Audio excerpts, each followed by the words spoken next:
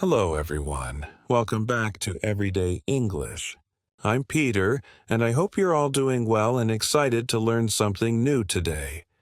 If you're someone who wants to speak English fluently, confidently, and naturally, then this lesson is for you.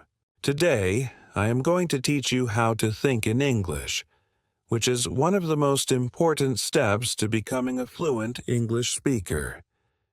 We all know how frustrating it can be when we have to stop and translate sentences from our native language into English before speaking. It slows us down, makes us feel less confident, and often leads to mistakes. Wouldn't it be amazing if you could skip that translation process and just think in English from the start? Well, I'm here to tell you that it's possible. By following 4 simple stages, you can train your brain to think directly in English, and trust me, this will make a huge difference in how you speak. Before we start, don't forget to subscribe to Simple Everyday English if you haven't already.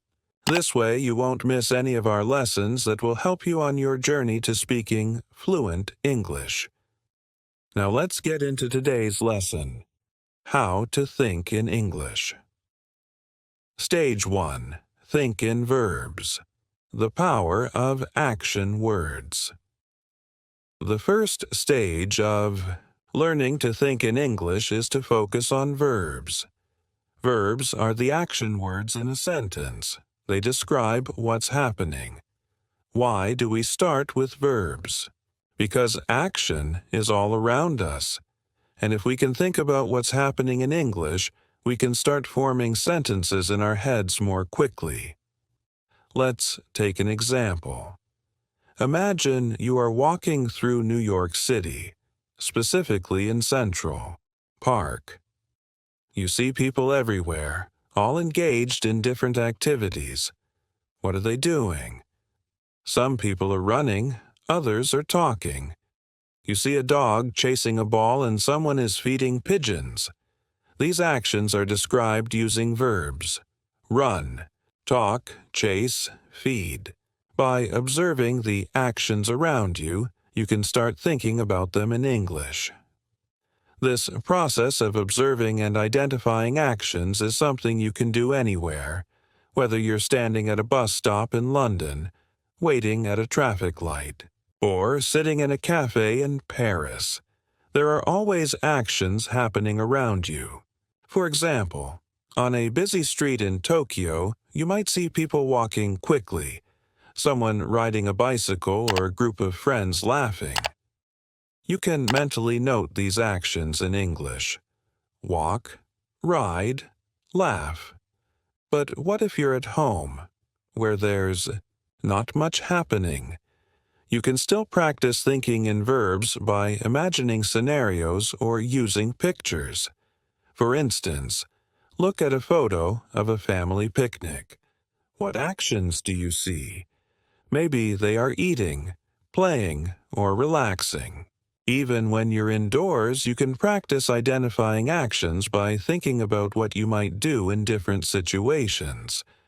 Imagine you're in your kitchen. You might be cooking, cleaning, or washing dishes.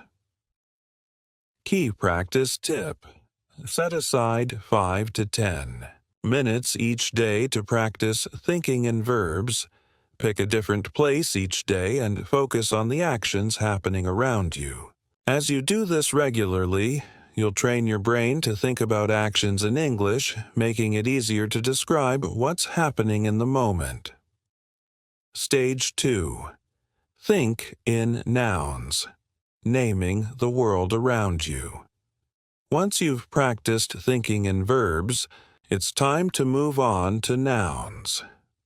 Nouns are words that name people, places, things, or ideas.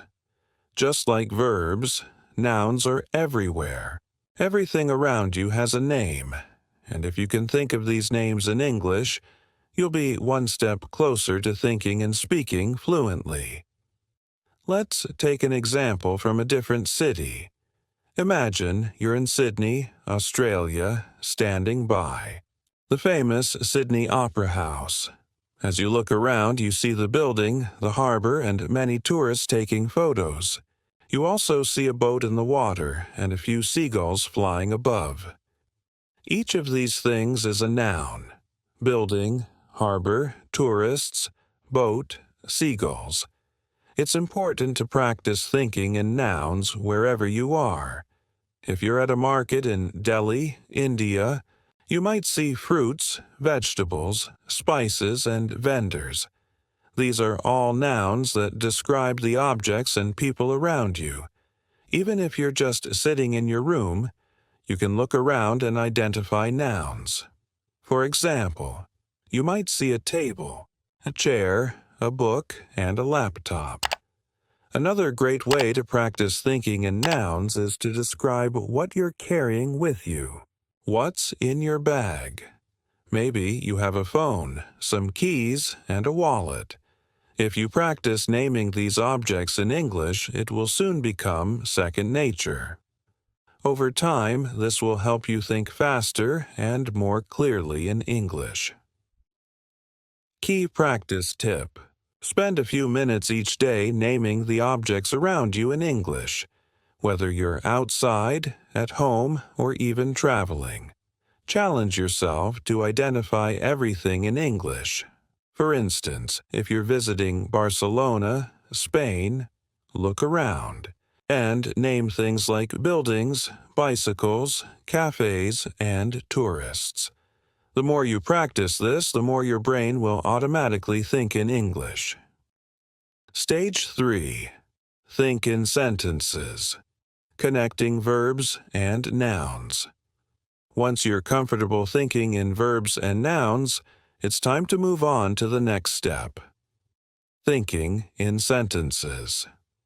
This is where you start putting verbs and nouns together to describe what's happening around you in full sentences. At this stage, it's important to start simple. Don't worry about making long, complicated sentences. Just focus on creating short, clear sentences that describe what you see. For example, if you're in Cape Town, South Africa, looking at Table Mountain, you might say the tourists are climbing the mountain. The sun is shining. The wind is blowing. These are simple, but they allow you to practice thinking in complete sentences. Now, let's imagine you're in Toronto, Canada, sitting in a park. What's happening around you? You could describe the scene like this. A family is having a picnic. The children are playing with a ball. The birds are flying in the sky. These sentences are short, but they effectively describe what's happening around you. As you become more comfortable, you can start making your sentences longer. For example, if you're in Berlin, Germany, walking near the Brandenburg Gate, you might say a group of tourists is taking pictures of the monument. Some of them are listening to their tour guide, while others are checking their maps. This sentence combines multiple verbs and nouns, giving a fuller description of the scene. The goal here is to get used to thinking in sentences instead of just words. This will help you when you're speaking, as you won't have to stop and think about each individual word. Your brain will automatically form sentences in English. Key practice tip. Every day, take 10-15 minutes to describe your surroundings in sentences, whether you're at home, in the office, or walking through a new city. Try to form complete sentences in your head that describe what's happening. If you're in a cafe in Rome, Italy, you might say the waiter is serving coffee. Two friends are chatting at the next table. A couple is reading a menu. This practice will make thinking in English much more natural. Stage 4. Think in paragraphs. Bringing it all together.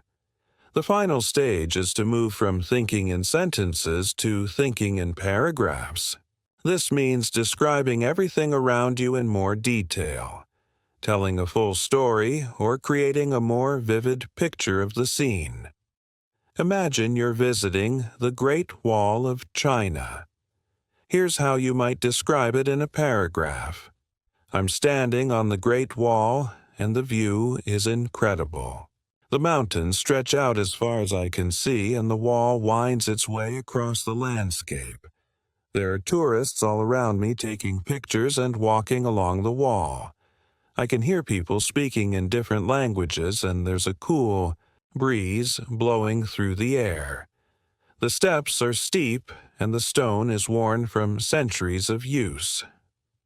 In this paragraph, you've combined everything: verbs walking, speaking, nouns tourists, mountains, wall, and sentences to create a full description of the scene.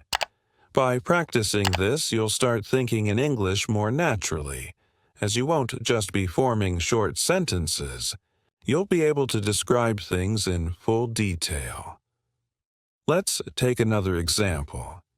Imagine you're walking through a bustling market in Istanbul, Turkey. You might describe the scene like this. The market is filled with people all busy shopping and bargaining with the vendors. I can smell the spices in the air, and the bright colors of the rugs and textiles catch my eye. A man is selling tea from a cart, and groups of tourists are taking photos. The sound of people talking and laughing fills the air, and the atmosphere is lively and energetic. When you practice thinking in paragraphs like this, you are training your brain to describe events and scenes in full detail without stopping to translate from your native language. This stage is essential because it helps you not only think in English but also express your thoughts in a more coherent and fluent way. By focusing on forming paragraphs, you can talk more naturally and at length, which is key when you're aiming for fluency. Let's take one more example to practice. Imagine you're sitting in a cozy cafe in Amsterdam, Netherlands. Here's how you might describe the scene in a paragraph. I'm sitting at a small table by the window, sipping my coffee. The cafe is warm and inviting with soft music playing in the background. Outside, I can see people riding their bicycles along the canal. The sky is cloudy and it looks like it might rain soon. Inside, a few people are reading books and a couple is chatting quietly over their breakfast. The smell of freshly baked bread fills the air and the atmosphere is calm and peaceful. Putting it all together, achieving fluency through practice. By now, you should have a clear understanding of the 4 stages of thinking in English. Think in verbs. Focus on action words and describe what is happening around you. Think in nouns. Name the people, places, and things you see in your surroundings. Think in sentences. Combine verbs and nouns to form short, simple sentences. Think in paragraphs.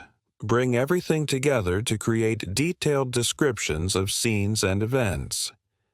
Each of these stages builds on the previous one, helping you develop the ability to think directly in English without the need for translation. It's important to practice each stage regularly, as this will train your brain to process information in English more naturally. Why thinking in English is essential for fluency. Now that you understand the stages, let's talk about why this method works. When you first start learning English, you likely translate from your native language. This is natural, but it creates a delay in your speaking. Instead of speaking smoothly, you have to pause and think about what to say, which can make you feel less confident. By practicing things thinking in English, you eliminate that translation step. Your thoughts will naturally form in English, making your speech faster and more fluid. When you can think in English, you'll also find it easier to have conversations, express your ideas, and respond quickly in discussions. For example, Imagine you're at a job interview in London, and the interviewer asks you to describe a challenging situation you faced at work. If you're thinking in your native language, you might need a moment to translate your thoughts into English. But if you've trained yourself to think in English, you can respond immediately and confidently without hesitation.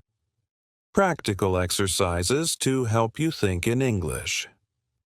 Now that you've learned the 4 stages, here are some practical exercises you can do to improve your ability to think in English. Daily observations. Spend 10-15 minutes each day observing your surroundings and describing them in English, whether you're on the bus, at the park, or walking through your neighborhood.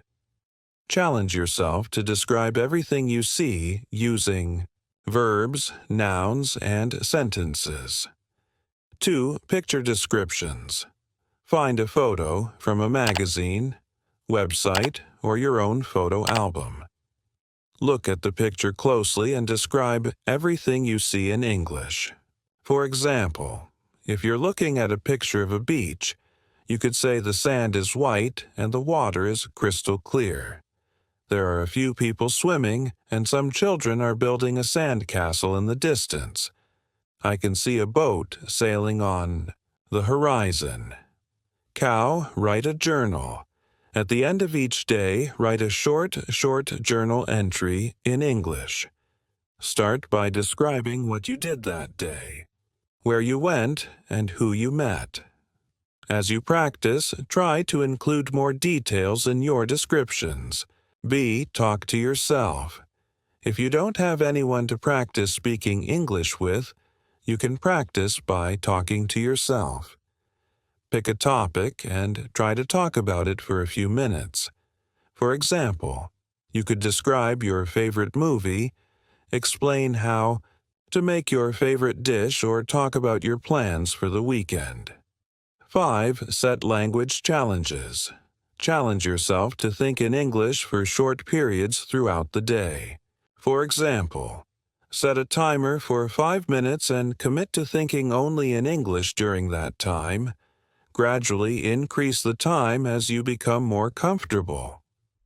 Learning to think in English is a journey, and it requires patience and practice. The more you engage with the language, the more natural it will feel to think, speak, and express yourself in English. By following the 4 stages, verbs, nouns, sentences, and paragraphs, you'll build a strong foundation for fluency. Remember, the key to success is consistency. Practice every day, even if it's just for a few minutes, and you'll see improvement over time. It's normal to make mistakes along the way, but don't let that discourage you. Every mistake is an opportunity to learn and grow. So, are you ready to take the next step on your English learning journey? Start practicing today, and soon you'll be thinking in English like a native speaker. Thank you for joining me in today's lesson on Everyday English. Don't forget to like this video, subscribe to our channel, and hit the notification bell so you won't miss any of our upcoming lessons. Keep practicing, stay curious, and I'll see you in the next lesson.